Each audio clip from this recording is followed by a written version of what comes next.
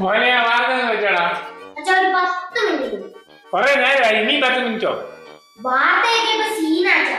ഇത് കണ്ടോണ്ട് ഞാൻ കുറച്ച് നേരം ചിരിക്കുന്നുണ്ട്. പറയുന്നത് കേട്ടാ മതി.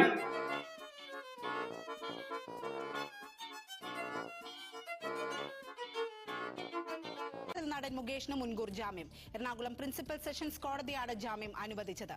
ആലുവ സ്വദേശിയായ നടിയുടെ പരാതിയിലെടുത്ത കേസിലാണ് ജാമ്യം. ബാബുവിനും ഞാൻ അപ്പഴേ പറഞ്ഞു. വിശദാംശങ്ങളുമായി PS വിമൽ. നിവിൻ പോളി പാസ്പോർട്ടിന്റെ പകർപ്പ് DGPക്കും പ്രത്യേക അന്വേഷണ സംഘത്തിനും കൈമാറി. പരാതിക്കാരി ഇത് കേരളത്തിൽ ഞെട്ടിക്കുന്ന ഒരു വാർത്തയാണ് എന്ന കാര്യത്തിൽ ഒരു സംശയവും എല്ലാവർക്കും പറ്റുന്ന 8 മണിക്ക് മലപ്പുറത്തെ ഈ